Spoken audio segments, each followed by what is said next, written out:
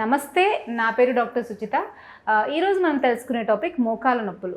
మామూలుగా మోకాల నొప్పులు అనేది ఈ రోజుల్లో చాలా సర్వసాధారణంగా అందరికీ ఉంటున్నాయి. సో చిన్న పెద్ద ముసలి అనే తేడా లేకుండా అందరికీ కూడా మోకాల నొప్పులు, లేదంటే చిన్న చిన్న జాయింట్స్లో పెయిన్స్ ఇలా చాలామంది చెప్తూ ఉన్నారు. ఒక 40 వచ్చింది అనుకోండి, వాళ్ళు ఇంట్లో ఉండేటువంటి గృహిణులు కావచ్చు, బయటికి వెళ్ళి ఆఫీస్ వర్క్ చేసే మగవాళ్ళు కావచ్చు, సాఫ్ట్వేర్ కావచ్చు, ఎవరైనా కావచ్చు, చాలామందికి పొద్దున్న లేవగానే ఇట్లా జాయింట్స్లో పెయిన్ రావడము, మోకాలు నొప్పిగా ఉండడం అనేది చాలామందిలో కామన్గా ఉంటున్నాయి. అసలు ఇంత కామన్గా ఎందుకు పెరిగిపోతుంది మోకాల నొప్పి అనేది, అంత సర్వసాధారణంగా ఎందుకు పెరుగుతుంది అని మనం చూసుకున్నట్టయితే, దీని రూట్ కాజ్లోకి వెళ్ళినట్లయితే చాలామందిలో ఈ డైజెషన్ పవర్ అనేది సరిగా లేకపోవడము, లివర్ యొక్క పనితీరు సరిగా లేకపోవడం వల్ల ఈ బోన్లో ఉండాల్సినంత లెవెల్ ఆఫ్ కాల్షియం ఉండక అండ్ బోన్ మధ్యలో ఉండాల్సినంత గుజ్జు సరిగా ఉండక వీళ్ళకి ఈ మోకాలలో నొప్పి, మోకాలలో వాపులు అండ్ ఈ వీక్నెస్ అనేది మనం చూస్తూ ఉన్నాం. దీన్ని చాలామంది ఏంటి అంటే ఏదో ఒక లిక్విడ్, ఏదో ఒక కషాయం తాగితే తగ్గుతుంది అని చెప్పేసి అడుగుతూ ఉంటారు. ఓకే, మనం ఇచ్చేటువంటి శొంఠి కషాయం, నేను చాలాసార్లు చెప్పాను, మీరు శొంఠి కషాయం తీసుకోండి, లేదు అని అంటే మెంతులు, జీలకర్ర ఇట్లాంటి కషాయం తీసుకోండి, ఇలా రకరకాల కషాయాలు మనం తీసుకోమని చెప్తాము.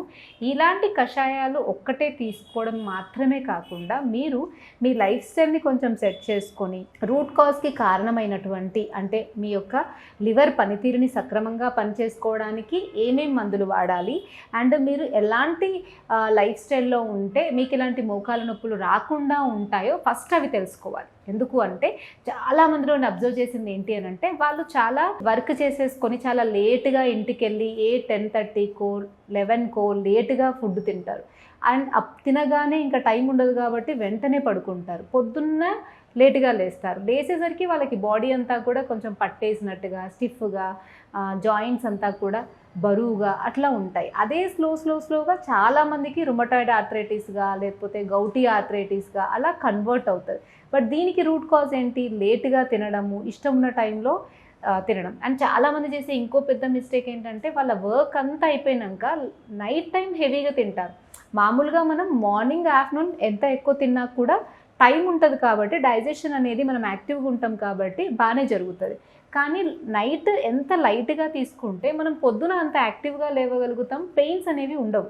కానీ చాలామంది ఏంటంటే నైట్ ఇంటికి వెళ్ళిన తర్వాత ఇంట్లో అందరితో కలిసి చాలా అన్ని ఫుడ్ డిషెస్ పెట్టుకొని తింటూ ఉంటారు. దానివల్ల ఏమవుతుందంటే వాళ్ళకి లేట్గా తినడమే అసలు డైజెషన్ని చాలా ఇబ్బంది పెడుతుంది.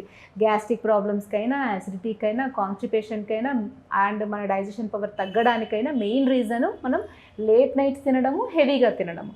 అండ్ రెండవది వచ్చేసి లేట్గా తినడము, హెవీగా తినడమే కాకుండా ఎర్లీ మార్నింగ్ లేవలేకపోవడం. ఈ రెండింటి వల్ల కూడా బాడీలో వాతం అనేది పెరుగుతుంది.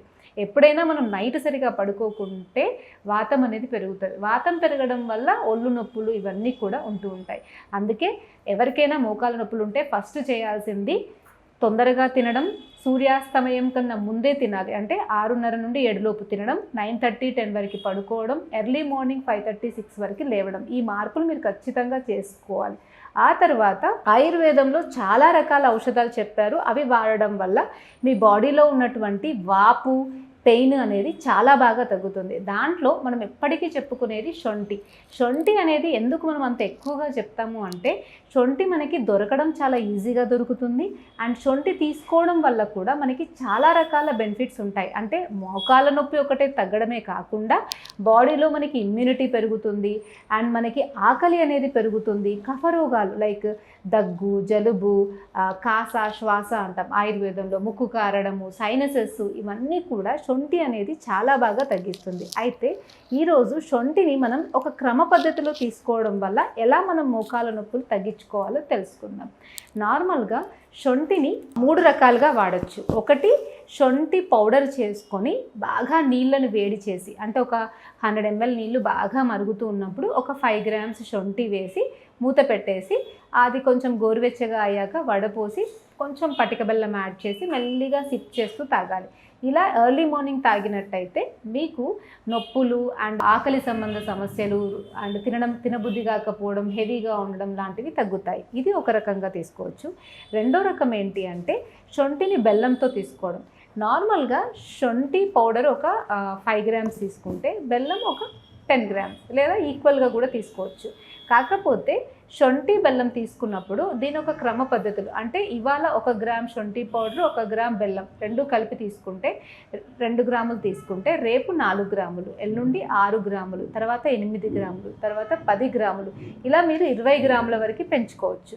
ఆ తర్వాత స్లోగా మళ్ళీ 18 గ్రాములు, 16 గ్రాములు, 14 గ్రాములు అలా తగ్గించాలి. ఇలా మీరు ఒక 20 రోజులు శొంఠిని క్రమంగా పెంచి క్రమంగా తగ్గించి, అంటే 2 గ్రాముల నుండి మొదలుకొని 20 గ్రాముల వరకు తీసుకోవాలి. శొంఠి ప్లస్ బెల్లం, అంటే శొంఠి 1 గ్రాము, బెల్లం 1 గ్రాము ఈక్వల్గా ఉండాలి. అంటే మీరు 10వ రోజు శొంఠి 10 గ్రాములు, బెల్లం 10 గ్రాములు, అంటే 20 గ్రాములు తీసుకుంటారు.